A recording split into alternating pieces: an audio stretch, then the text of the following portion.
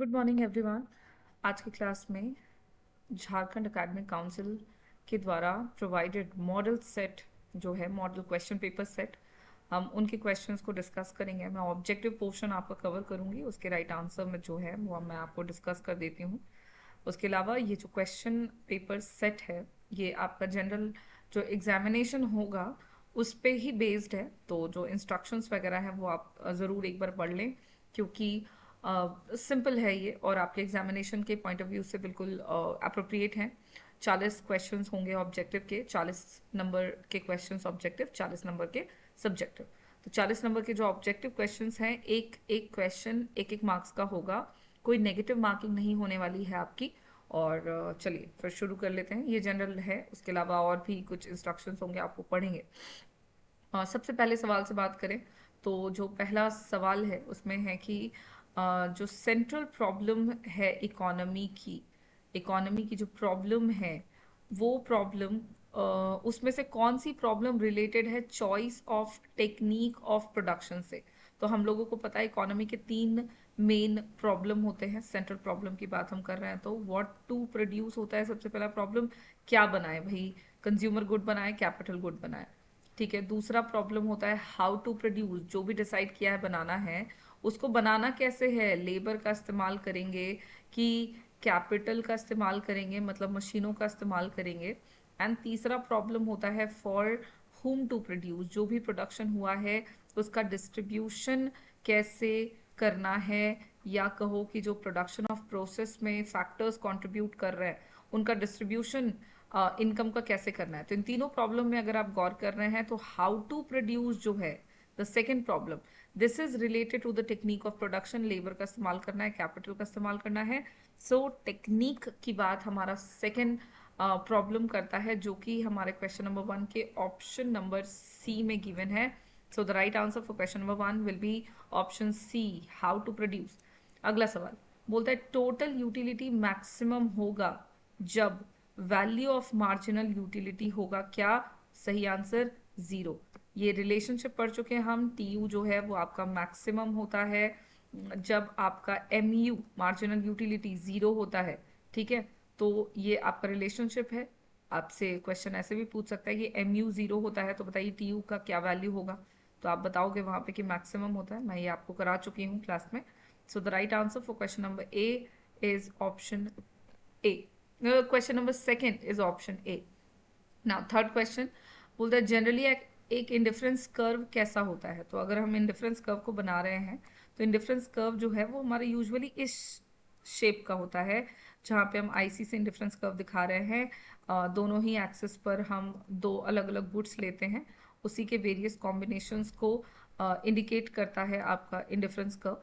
तो indifference curve का जो शेप है वो बनता है कॉन्वेक्स टूवर्ड्स ऑरिजिन। तो कॉन्वेक्स होगा to the origin indifference curve. उसके अलावा सर्कुलर शेप्ड नहीं होगा, यू शेप नहीं, कॉन्केव टू द ऑरिजिन नहीं। So the right answer for question number 3 will be option number C. ठीक है, नेक्स्ट क्वेश्चन नंबर 4 पे बात करें तो बोलता है जनरली जो स्लोप होता है डिमांड कर्व का वो कैसा होता है।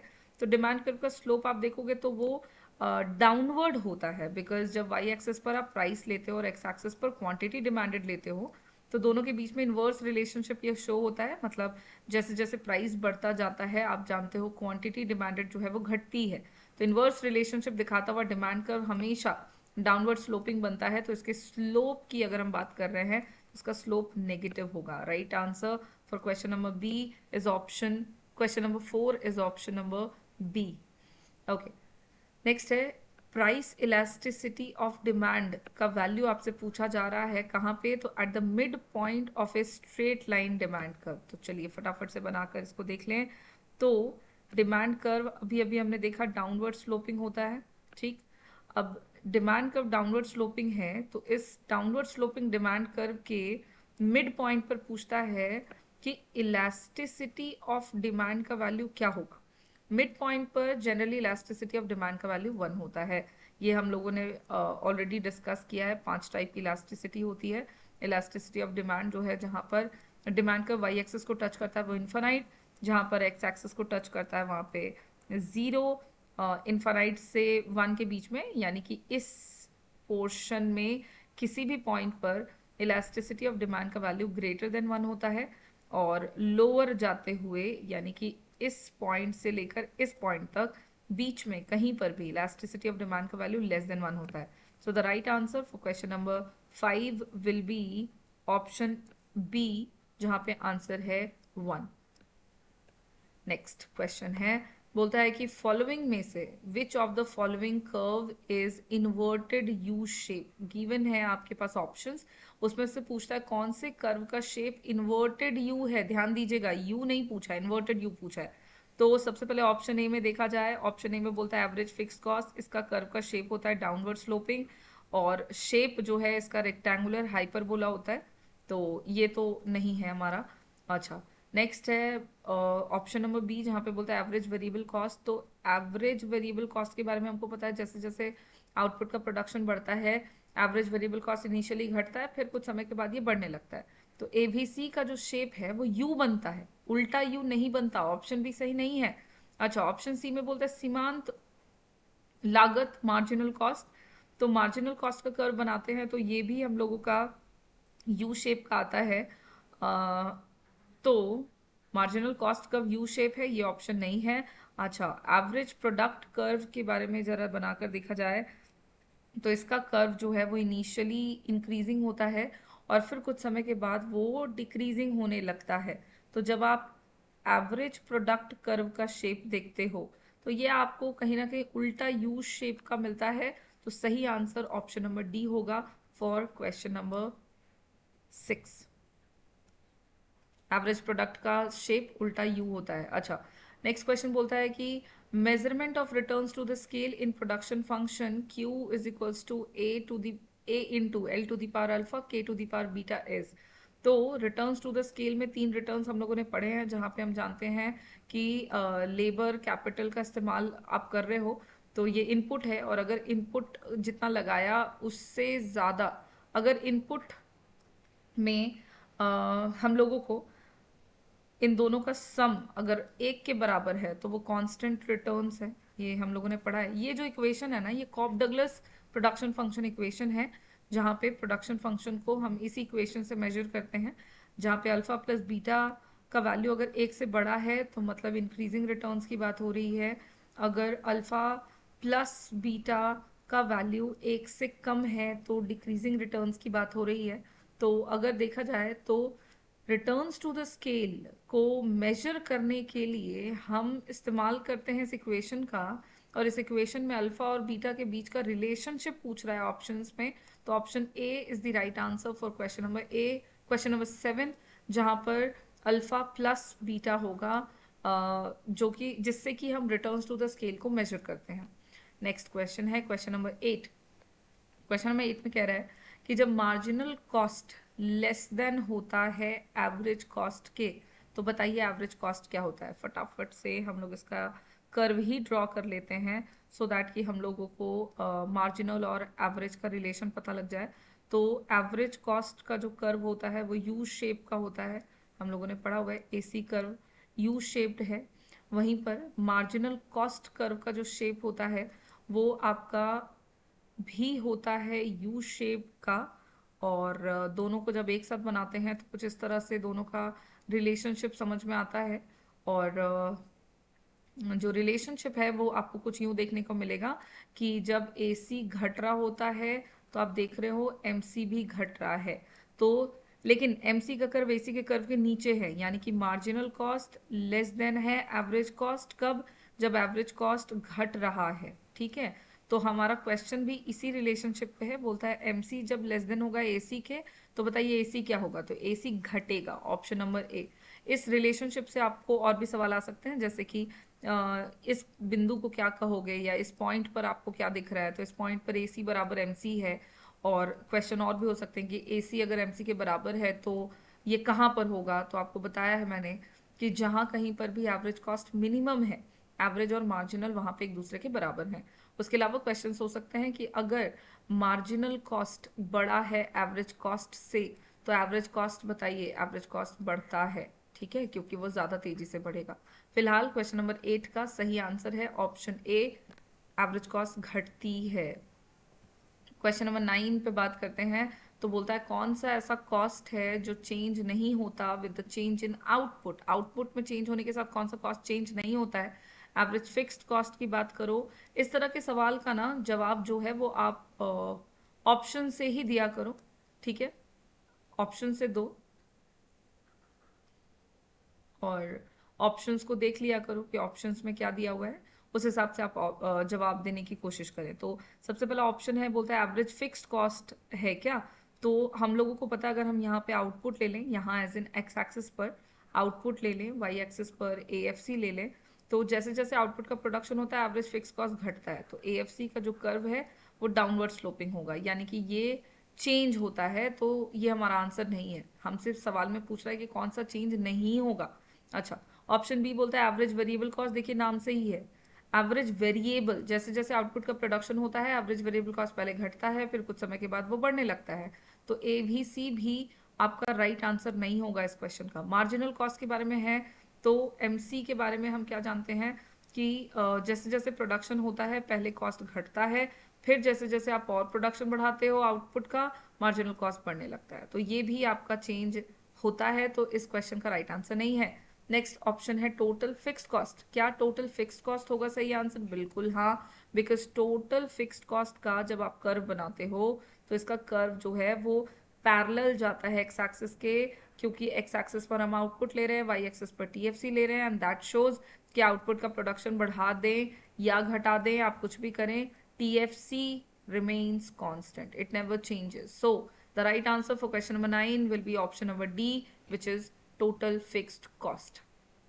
कंफ्यूज करने के लिए फिक्स कॉस्ट में टोटल वर्ड लगा हुआ है, बट आपने टोटल फिक्स कॉस्ट या फिक्स कॉस्ट वो सेम ही है, तो आपको वो याद रखना है। अच्छा, नेक्स्ट क्वेश्चन है क्वेश्चन नंबर 10, जहाँ पे आपसे पूछा जा रहा है कि कौन से मार्केट स्ट्रक्चर में एक फर्म प्राइस टेकर होगा। तो ये हम लोगों ने पढ़ा हुआ है, परफेक्टली कॉम्पिटेटिव मार्केट में फर्म्स प्राइस टेकर होते हैं। वाई? बिकॉज इस मार्केट में लार्ज नंबर ऑफ सेलर्स होते हैं। सबसे पहली बात है कि लार्ज नंबर ऑफ सेलर्स आपको मिल जाते हैं इस मार्केट में, और वो सारे के सारे मिलके बना रहे हैं होमोजीनियस प्रोडक्ट। अब जब वो सारे के सारे होमोजीनियस प्रोडक्ट बनाएंगे बिल्कुल एक जैसे, तो जो कीमत होगी वो स्थिर रखनी पड़ती है, एक जैसी रखनी पड़ती है। तो कोई भी सिंगल फर्म इस मार्केट में प्राइस को चेंज नहीं कर सकता। अगर कोई फर्म है मान लो और वो बोलेगा कि नहीं हम प्राइस जो है वो एक्स्ट्रा रखेंगे, सपोज कोई सामान है वो 12 रुपए में वो बेचता है, and all the other firms जो हैं वो उस प्रोडक्ट को 10 रुपए में बेच रहे हैं, तो क्या होगा, सारे कस्टमर्स इन सारे सेलर से अपना सामान ले लेंगे, क्योंकि 10 रुपए में हमें सेम चीज मिल रही है, तो 12 कोई नहीं देगा, फिर मजबूरी में आकर एक को भी प्राइस घटाकर कितना करना पड़ेगा, 10।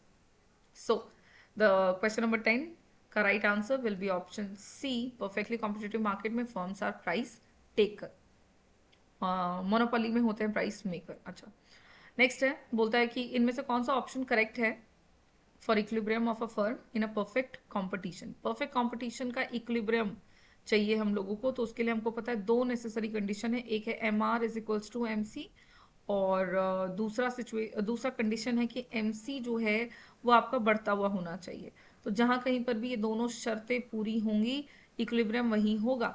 अब ऑप्शन के अकॉर्डिंग हम लोगों को इक्विलिब्रियम का पता लगाना है, तो देखा जाए कि ऑप्शन में हमारे पास क्या क्या गिवन है। सबसे पहला ऑप्शन दिया हुआ है M R is equals to M C, तो ये तो है इक्विलिब्रियम कंडीशन।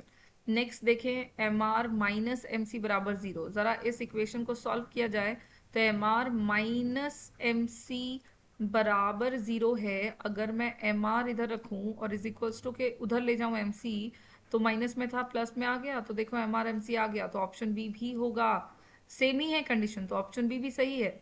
अच्छा, ऑप्शन सी में है M R divided by M C, उसको हम लिखते हैं M R divided by M C बराबर 1। अब जब क्रॉस मल्टीप्लिकेशन करेंगे तो होगा एम आर बराबर एम सी, तो कहीं ना कहीं ऑप्शन सी भी सही है, तो इसका राइट आंसर होगा option number D. All of these जो है वो सही आंसर है for equilibrium of a firm. Now question number 12 बोलता है which value of elasticity of supply is measured by the following diagram. Following diagram से आप इलास्टिसिटी ऑफ सप्लाई के वैल्यू को आप पता लगा रहे हैं, तो कौन सा वैल्यू पता लग रहा है, तो यहाँ पर इलास्टिसिटी ऑफ सप्लाई का वैल्यू पता लग रहा है which is less than 1। Why? Because elasticity of supply को हम लोगों ने सप्लाई कर्व से ऑलरेडी डिस्कस किया है इन द चैप्टर, और जहाँ पे हमने देखा था कि अगर supply curve horizontal straight line जाता है तो इसका मतलब है इलास्टिसिटी ऑफ सप्लाई का वैल्यू इनफाइनाइट है, which is called perfectly elastic supply, price में चेंज नहीं बावजूद सप्लाई में चेंज। वहीं पर अगर इलास्टिसिटी ऑफ सप्लाई का वैल्यू सप्लाई कर्व अगर हॉरिजॉन्टल नहीं वर्टिकल स्ट्रेट लाइन है होता है तो इलास्टिसिटी ऑफ सप्लाई का वैल्यू होता है 0, बिकॉज दैट शोज कि प्राइस में जितना मर्जी चेंज करा लो quantity does not change at all. Then after हम लोगों ने पढ़ा है कि when the supply curve starts from the origin and goes upward making 45 degrees angle with the origin, that means the elasticity of supply का value will be 1 because it shows net change in price, percentage change in price is equals to percent change in quantity। अच्छा, और भी type पढ़ा है हमने। Supply curve अगर Y axis से शुरू होता है तो इलास्टिसिटी ऑफ सप्लाई का वैल्यू जो है वो ग्रेटर देन 1 होगा, दैट शोज कि जितना चेंज प्राइस में हो रहा है उससे ज़्यादा चेंज क्वांटिटी सप्लाई में होगा। एंड हम लोगों ने पांचवा टाइप पढ़ा है कि अगर सप्लाई कर्व स्टार्ट होता है फ्रॉम द एक्स एक्सिस तो इलास्टिसिटी ऑफ सप्लाई का value will be less than 1 because it shows कि नेट चेंज इन प्राइस में जितना के रिस्पॉन्स में जितना क्वांटिटी में चेंज हो रहा है वो कम हो रहा है। सो सही आंसर जो है ऑप्शन नंबर हो जाएगा आपका B, which is less than 1। Question number 12 का सही answer option B. Okay, next question है कि what is the effect of lump sum tax on supply of a good. अगर किसी कमोडिटी पे लमसम टैक्स लगता है तो उसके सप्लाई पर क्या असर होगा। तो देखें, अगर लमसम टैक्स लग रहा है तो ऑब्वियस सी बात है कि उस कमोडिटी का प्राइस जो है वो बढ़ जाएगा, और जब प्राइस बढ़ेगा तो प्राइस के बढ़ने से हम लोगों को पता है कि जो डिमांड है वो घटता है, और अगर डिमांड लोग कम करेंगे तो रिस्पेक्ट में सप्लाई जो है वो भी कम ही होगा मार्केट में, तो सप्लाई डिमिनिश कर जाएगा। ऑप्शन ए जो होगा वो राइट आंसर है 13 नंबर क्वेश्चन का। क्वेश्चन नंबर 14 में कहता है कि if other things remaining constant, अगर बाकी सारी चीजें जो है वो स्थिर है, ओके अनचेंज्ड हैं, तो क्या इफेक्ट होगा इंक्रीज इन डिमांड का किस पे, तो इक्विलिब्रियम मार्केट इक्विलिब्रियम पर क्या असर पड़ेगा। तो इसको हम लोग एक ग्राफ से ही समझते हैं पहले तो देखा जाए हम एक्स एक्सिस पर क्वांटिटी ले रहे हैं, वाई एक्सिस पर हम प्राइस ले रहे हैं, ठीक है। अब डिमांड कर्व जो है वो हम बना लेते हैं, तो डिमांड जो है वो डाउनवर्ड स्लोपिंग होता है बिकॉज इनवर्स रिलेशनशिप दिखाता है, और सप्लाई कर्व बनाते हैं तो वो अपवर्ड राइजिंग जाता है। मार्केट इक्विलिब्रियम का पता वहां लगता है जहां डिमांड और सप्लाई एक दूसरे के बराबर होते हैं, तो यहाँ पर आपको इक्विलिब्रियम मिलेगा, और इसी पॉइंट पर से जब हम एक्स एक्सिस पर जाएंगे तो क्वांटिटी का पता लग जाएगा OQ, और प्राइस का पता लग जाएगा विच इज OP, ठीक है। अब क्या बोलता है, increase in demand, demand increase हो जाता है, तो जब डिमांड इंक्रीज होगा तो वो राइट हैंड साइड पे शिफ्ट करेगा। अब पहले डिमांड था DD, अब हो गया है D', और बाकी सारी चीजें क्या बोल रहा है, अनचेंज्ड है और कुछ भी चेंज नहीं हो रहा। So the new equilibrium will be here which is E', और इससे जब हम इस पॉइंट से ले जाकर एक्स एक्सिस पर मिलाएंगे तो नई क्वांटिटी मिलेगी Q', और वाई एक्सिस पर भी मिलाने से नया प्राइस मिलेगा P'। पहले प्राइस था OP, अब हो गया OP1 OP', तो प्राइस जो है वो बढ़ता है, ये तो दिख रहा है। और क्वांटिटी पे क्या असर पड़ रहा है भाई, तो क्वांटिटी जो है वो भी बढ़ता है। अब फटाफट से ऑप्शन में तलाशा जाए कि कौन सा ऑप्शन सही है, तो बोलता है equilibrium price will decrease and equilibrium quantity will increase. नहीं, ऑप्शन ए सही नहीं है। ऑप्शन बी में बोलता है equilibrium price will increase and equilibrium quantity will decrease. नहीं, ये भी सही नहीं है। ऑप्शन सी में कहता है equilibrium price and equilibrium quantity will increase. Option C is the right answer for question number 14। Move on to the next question. If there is excess of demand then the price tends to, बोलता है अगर market में demand access हो जाता है, तो देखो this is the demand curve, okay, और द सप्लाई कर्व बिल्कुल ऊपर वाला क्वेश्चन ही है, सेम टू सेम है, मतलब मिलता जुलता है बिल्कुल। तो अगर इक्विलिब्रियम है मार्केट में और इक्विलिब्रियम डिमांड सप्लाई से हम निकाल ही चुके हैं, फिर बोलता है अगर एक्सेस डिमांड हो जाता है, डिमांड बढ़ जाता है, तो डिमांड के बढ़ने से अब नया डिमांड हो गया D', तो प्राइस पर क्या असर पड़ेगा। पहले प्राइस OP था, अब नया इक्विलिब्रियम हो गया E', तो प्राइस जो है वो बढ़ गया, तो प्राइस इंक्रीजेस। ऑप्शन बी सही आंसर है क्वेश्चन नंबर 15 का। बोलता है there is excess of supply तो उसको कैसे डिनोट करोगे? तो एक्सेस ऑफ सप्लाई को डिनोट करते हैं when the supply is greater than demand, जहां पे डी डिमांड है और एस सप्लाई है। तो ऑप्शन बी राइट आंसर है क्वेश्चन नंबर 16 का। 17 में कहता है कि अगर अदर थिंग्स रिमेन्स कांस्टेंट, बाकी सारी चीजें कांस्टेंट रहती है, तो क्या असर होगा डिक्रीज इन सप्लाई का of a good on equilibrium market? अगर बाकी सारी चीजें स्थिर है तो बताइए कि अगर सप्लाई घटता है तो उससे क्या असर पड़ेगा। एक्स एक्सिस पर क्वांटिटी लेकर वाई एक्सिस पर प्राइस लिया जाए और डिमांड और सप्लाई कर्व फटाफट से बना लें अगर, तो this will be the supply curve upward rising and this will be the demand curve downward sloping. Equilibrium का पता फटाफट से लगेगा वहां जहां दोनों होंगे एक दूसरे के बराबर, और यहीं से क्वांटिटी और यहीं से प्राइस का पता लगता है। प्राइस मान लो ओपी है, क्वांटिटी ओक्यू है, ठीक है। अब क्या बोला? डिक्रीज इन सप्लाई, सप्लाई घटेगा, तो घटेगा तो बैक साइड में शिफ्ट करेगा, इधर बढ़ता तो उधर शिफ्ट करता, तो सप्लाई जो है वो हो गया S1 S dash S dash. अब डिमांड वही है बिकॉज अदर थिंग्स को रिमेन्स कांस्टेंट रखा है, तो नया इक्विलिब्रियम यहाँ हुआ। इस न्यू इक्विलिब्रियम से आप देखो क्या हो रहा है, क्वांटिटी अब डिसाइड हो गया है OQ डैश और प्राइस तय हो गया है OP डैश। तो प्राइस पहले OP था, वो OP डैश हो गया, प्राइस तो क्लियरली बढ़ा है, और क्वांटिटी पहले OQ था, वो Q डैश हो गया, तो क्वांटिटी क्लियरली घटा है। ये दोनों चीजें होंगी कब? जब डिक्रीज इन सप्लाई होगा इक्विलिब्रियम पर। तो ऑप्शन ए तलाशा जाए, equilibrium price will decrease and equilibrium quantity increase. नहीं, ऑप्शन ए गलत है। Option B, equilibrium price will increase and equilibrium quantity will decrease, price increase quantity decrease. Option B is the right answer for question number 17। अच्छा, 18 number question में बोलता है कि एकाधिकार में what is the price elasticity of demand for a good at production level of maximum total revenue in monopoly? तो monopoly के case में monopoly मार्केट है, वहां पे टोटल रेवेन्यू मैक्सिमम है, तो बताइए प्रोडक्शन लेवल पर गुड का जो डिमांड है, इलास्टिसिटी ऑफ डिमांड है, वो कितना होगा? देखो इसका राइट आंसर ऑप्शन बी होगा। 18 नंबर क्वेश्चन का राइट आंसर ऑप्शन बी हो जाएगा। 19 नंबर क्वेश्चन में बोलता है how many sellers are there in duopoly? Duopoly market में कितने सेलर्स होते हैं? 2 सेलर होते हैं, नाम के अकॉर्डिंग ही पता लग रहा है, ड्यूपोली, तो 2 सेलर्स हो गए। अब क्वेश्चन नंबर 20 पे पहुंचते हैं, तो बोलता है in which following market differentiated goods are produced? In markets में से किसमें अलग अलग वस्तुओं का विभेदीकृत होता है? मोनोपोली में तो नहीं होता बिकॉज सिंगल सेलर है, तो यूनिक ही प्रोडक्ट बना रहा है वो। परफेक्टली कॉम्पिटिटिव में तो होमोजीनियस प्रोडक्ट बनते हैं, तो इसमें भी नहीं होता। ऑल ऑफ दीज का ऑप्शन गलत होगा, तो ए नहीं, सी नहीं, डी नहीं, तो सही आंसर बी। पर मोनोपोलिस्टिक कॉम्पिटिटिव मार्केट में आप देखोगे तो फर्म्स जो होते हैं वो ऐसे प्रोडक्ट को प्रोड्यूस करते हैं जो एक दूसरे से काफ़ी अलग अलग होते हैं। अच्छा, क्वेश्चन नंबर 21 बोलता है बुक है the general theory of employment interest and money. इस बुक के राइटर कौन है? इसका सही आंसर है James Keynes. John Maynard Keynes जो हैं वो आपके राइटर हैं। एक बात और याद रखिएगा, जॉन मिनार्ड केन्स को फादर ऑफ मैक्रो इकोनॉमिक्स भी कहा जाता है, तो अगर आपसे पूछा जाए तो आप जेम केन्स का नाम लेंगे। अच्छा, जेम केन्स एक नाम मिलता जुलता लग रहा है, ये गलत नहीं है, ये भी नाम सही है, आपको बता दूं। जेम केन्स के फादर साहब हैं J.N. केन्स, ठीक है। इन्होंने भी अलग अलग थ्योरीज दी हैं, बट मैक्रो इकोनॉमिक्स की थ्योरी जेम केन्स ने दी है, और अपनी किताब में जिसका नाम है general theory of employment interest and money.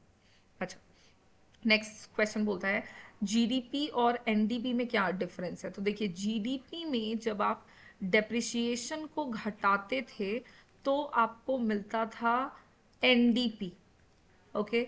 सो अब इसी रिलेशनशिप को ढूंढा जाए तो जीडीपी बराबर एनडीपी माइनस डेप्रिसिएशन नहीं होगा, जीडीपी इनटू तो नहीं होगा, जीडीपी बराबर एनडीपी प्लस डेप्रिसिएशन। अगर डेप्रिसिएशन इधर ले आए तो प्लस में आ जाएगा। Option C is the right answer for question number 22।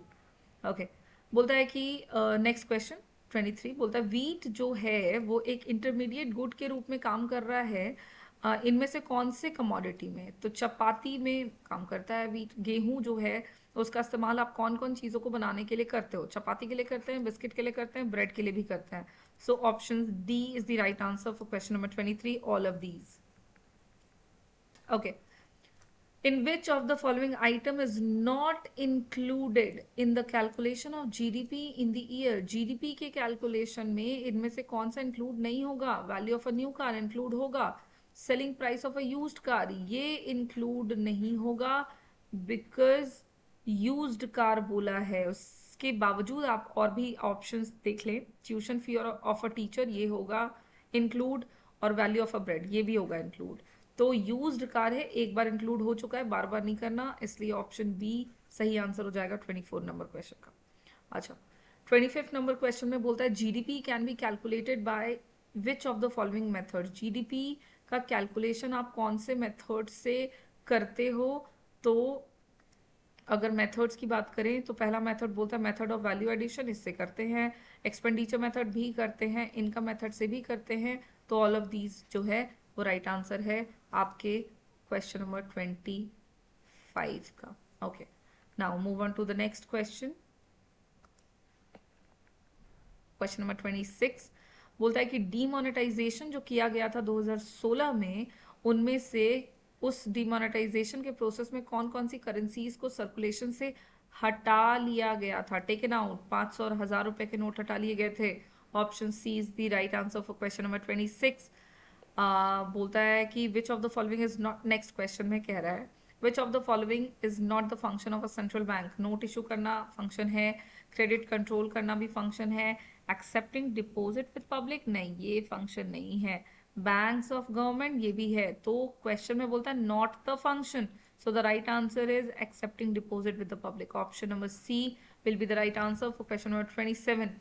28 में सेंट्रल बैंक ऑफ इंडिया क्या कौन सा है? Reserve bank of India, RBI जिसको कहते हो आप, ठीक है. तो सेंट्रल बैंक ऑफ इंडिया जो है वो आरबीआई है. ऑप्शन सी राइट आंसर है 28 नंबर क्वेश्चन का. 29 में कहता है which of the following is most liquid money. सबसे ज्यादा लिक्विड मनी कौन है? M1, M2, M3, M4. M1 है सबसे ज्यादा लिक्विड. इसमें सारे पैसे आ रहे हैं. कौन कौन से? कैश आ जाता है with the public, demand deposit with the banks and other deposits. तो ये सारे जो हैं compare to the other M2, M3, M4, इन सब में से सबसे ज्यादा लिक्विड जो है वो M1 है. तो सही answer option A. Next question है कि C is equals to A plus B Y consumption function में इंड्यूस्ड इन कंजम्पशन क्या है? तो C is the consumption, A is the autonomous consumption जो होगा ही होगा, इनकम पे डिपेंड नहीं कर रहा. बी वाई जहां पर इनकम है, और बी जो है वो क्वांटिटी को बता रहा है जो आप कंज्यूम करते हो इनकम का. तो इनकम का वो हिस्सा जो कंज्यूम किया जा रहा है. So B Y will be the induced consumption in this equation. Option D is the right answer for question number 30. Okay, next is MPC और एमपीएस का सम कितना होता है? 1 होता है. इसको प्रूफ किया हुआ है मैंने आपको. वाई बराबर होता है कंजम्पशन एंड सेविंग. आप अपने इनकम को कंज्यूम करते हो या सेव करते हो. जब इनकम में चेंज आता है तो कंजम्पशन में भी चेंज आता है, सेविंग में भी चेंज आता है. अब अगर इस इक्वेशन को हम डेल्टा वाई से डिवाइड कर दें तो delta Y by delta Y हो जाएगा. इधर हो जाएगा delta C by delta Y, और इधर हो जाएगा आपका delta S by delta Y. So delta Y by delta Y बराबर हो जाता है 1, बराबर delta C by delta Y को हम लिख सकते हैं मार्जिनल प्रोपेंसिटी टू कंज्यूम, और delta S by delta Y को भी लिख सकते हैं marginal propensity to save. So MPC plus MPS बराबर होता है 1. Right answer, right option question number C, question number 31 का ऑप्शन सी. ओके, 32 क्वेश्चन में कहता है कि which is the line of autonomous investment in the following diagram. Autonomous investment, that investment which does not depend upon income. Y axis पर, X axis पर income है और Y axis पर निवेश है जो कि फिक्स्ड रहना है. सी पर तो हर बार ये फिक्स्ड ही है, इनकम चेंज हो रहा है but still investment does not change at all. So the line CD indicates autonomous investment, and options में yes it is given. option number C is the right answer for question number 32. 33 question में कह रहा है कि if the value of MPS in the economy, marginal propensity to save दिया हुआ है which is 0.4, तो what will be the value of multiplier? well multiplier का value बताइए. तो multiplier का फॉर्मूला आपको पता है K बराबर 1 बाय MPS, जहां पर 1 बाय 0.4 है MPS की जगह पे आप पुट कर रहे हो तो पॉइंट हटाया, 0 लगाया, 2 से काटा, 5, 2 और 2 से काटा तो it's 2.5. So right answer is 2.5, option number D. Okay, 34 number question में है, बोलता है कि which of the following is not an example. Not an example, सवाल ध्यान से पढ़ना. हाँ, not an example of direct tax. तो गिफ्ट टैक्स है, जिसको गिफ्ट मिलता है उसी को टैक्स चुकाना पड़ता है, ये इसका सही आंसर नहीं है. वेल्थ टैक्स, जिसकी जितनी संपत्ति है उसको उतना टैक्स देना पड़ता है, ये भी सही आंसर इस क्वेश्चन का नहीं है, बिकॉज ये डायरेक्ट टैक्स है. इनकम टैक्स तो बिल्कुल डायरेक्ट टैक्स है. गुड्स एंड सर्विस टैक्स नहीं है डायरेक्ट टैक्स का एग्जाम्पल, तो ऑप्शन सी राइट आंसर है 34 क्वेश्चन का. 35 में विच of the following is an example of public good. Public good का एग्जाम्पल क्या है? कार नहीं, चॉकलेट नहीं, कपड़ा नहीं, रोड. रोड है पब्लिक गुड का एग्जाम्पल, ऑप्शन बी. इंडिया में, नेक्स्ट क्वेश्चन, इंडिया में जीएसटी कब इंप्लीमेंट हुआ था? 2017 में इंप्लीमेंट हुआ था, ऑप्शन सी राइट आंसर है 36 नंबर क्वेश्चन का. 37 में कहता है कि रेवेन्यू एक्सपेंडिचर और रेवेन्यू रिसीट के बीच, सॉरी, रेवेन्यू रिसीट का जो डिफरेंस है उसको क्या कहते हैं? तो उसके डिफरेंस को रेवेन्यू डेफिसिट कहते हैं, राजकीय घाटा कहते हैं, option D right answer for question number 37. Question number 38, what is the balance of trade. देखो, बैलेंस ऑफ ट्रेड क्या होता है? ये डिफरेंस होता है एक्सपोर्ट एंड इम्पोर्ट का. हमेशा देखते हो हम ऐसा लिखते हैं, export minus import. We never write import minus export. So import, export और इम्पोर्ट के बीच का अंतर जो है वो बैलेंस ऑफ ट्रेड कहलाता है, BOT कहलाता है. तो right answer option B for question number 38. Question number 39, in an Indian, if an Indian buys a Chinese mobile company, तो ये जो पैसा है, दिस ट्रांजैक्शन जो होगा, ये ट्रांजैक्शन इंडिया के बैलेंस ऑफ पेमेंट में किधर एंटर होगा? तो सबसे पहले तो बात समझो, कंपनी खरीदा गया है, यानी कैपिटल एसेट बढ़ाया गया है. अब जब कैपिटल एसेट इंक्रीज हुआ है तो इसके बदले में पैसा पे किया गया होगा, पेमेंट गया होगा. तो जब पेमेंट अकाउंट से जाता है तो पैसा कटता है, उसको डेबिट कहते हैं, है ना, पैसा कटता है, दैट इज कॉल्ड डेबिट. और क्योंकि कैपिटल एसेट बनाया गया है तो ये इंक्लूड होगा कैपिटल अकाउंट में, और पैसा घटा है, कटा है, इसलिए कहेंगे in debit of capital account. Option C होगा राइट आंसर 39 क्वेश्चन का. 40 नंबर क्वेश्चन में कहता है which of the following item is a component of current account, sorry, which of the following item is a component of current account of balance of payment. Balance of payment के current account का कौन सा component होगा? Direct investment current account का नहीं, foreign add नहीं, foreign डेप्ट नहीं, export of goods, export जो किया जाता है गुड्स का, ऑप्शन डी जो है वो राइट आंसर है 40 नंबर क्वेश्चन का. एक्सपोर्ट जो होता है गुड्स का, उसको हम इंक्लूड करते हैं current account of balance of payment में. इस तरह से आपको मैंने सारे क्वेश्चंस, ऑब्जेक्टिव क्वेश्चंस के आंसर करा दिए हैं. उसके बाद आपके सब्जेक्टिव क्वेश्चंस रहते हैं, इसके लिए भी आपको 1.5 घंटे मिलने वाले हैं. 40 नंबर का ये भी रहेगा, 2-2 नंबर का 5 क्वेश्चंस रहेगा आपका. और उसके अलावा आपको और भी मिलेंगे, 3-3 नंबर के 5 क्वेश्चंस भी करने हैं. और लॉन्ग आंसर जो है उसमें आपको 5 नंबर के 3 क्वेश्चंस करने होंगे. तो आप ये सारे क्वेश्चंस की प्रैक्टिस कर लें. और भी इससे मिलते जुलते बहुत सारे क्वेश्चंस होंगे, तो आप उसको प्रैक्टिस ज़रूर कर लेंगे. और इस तरह से आपका जो क्वेश्चन है और उसका जो सोल्यूशन है जो मुझे आपको बताना था वो मैंने बता दिया है. Thank you.